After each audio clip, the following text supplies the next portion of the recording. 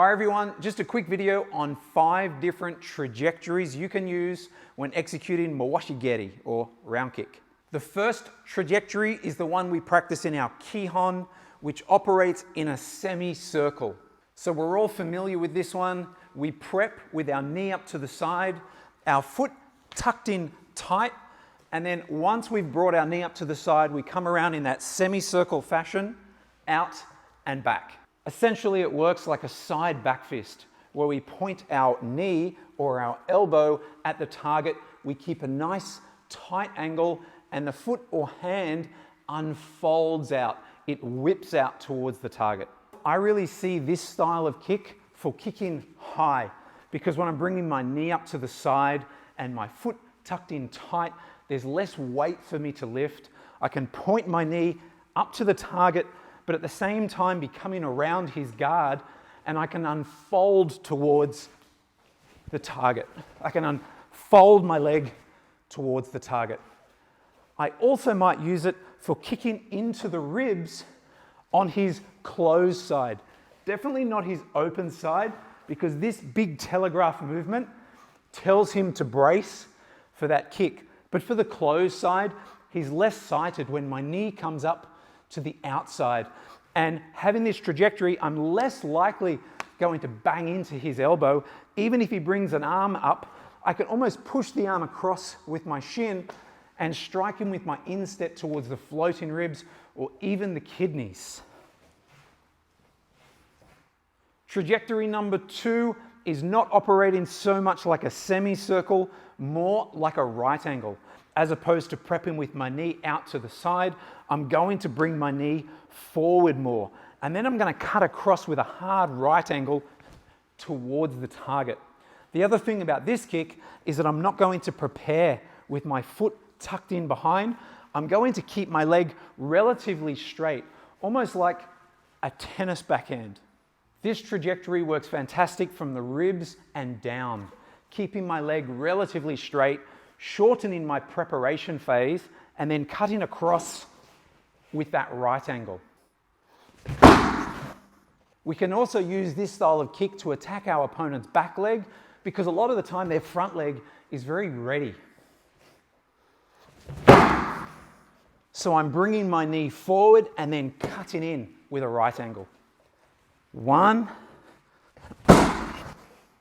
So my knee is not coming to the side, it's coming forward more.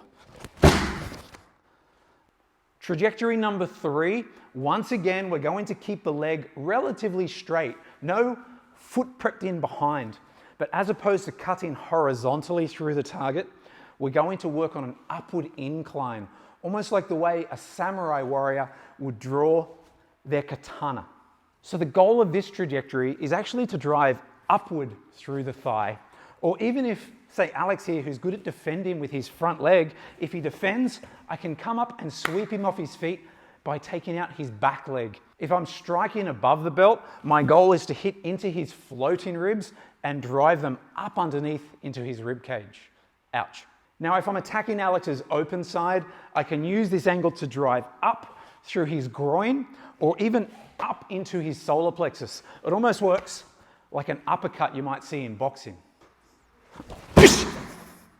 I actually like this incline Mawashigeri when I'm a little bit closer to my opponent. I don't have the ability to step at the start, and I'm just, again, driving it up like that uppercut. I especially love this kick when I'm in close, even in a clinch. It's hard to clinch with Thai pads, and my goal is to create a little bit of space and once again, use my shin like that uppercut. Space! Once again, a little closer. I don't have that space for the step, and I'm going to drive it on a 45-degree angle up behind his thigh. Trajectory number 4 is the opposite of number 3, not the upward incline, but instead think of that samurai warrior on a downward incline. I would generally use this below the belt. This kick's operating with physics of what goes up must come down. So I'm going to bring my knee a little higher than I might for an ordinary thigh kick. If anything, it's misdirection. He might assume it's going to be a kick that's coming high. But what I'm doing is I'm lifting my knee and even my body weight slightly so I can stomp my body weight downward into his thigh. So for this kick, I would never really use it to his open side, always to his closed side. You'll often even see people do this kick almost with a jump, where they can really stomp their body weight down. The first 4 round kick were all off our back leg. The first one came out more like a whip. The next 3 were power orientated and operated with different inclines and more that straight leg.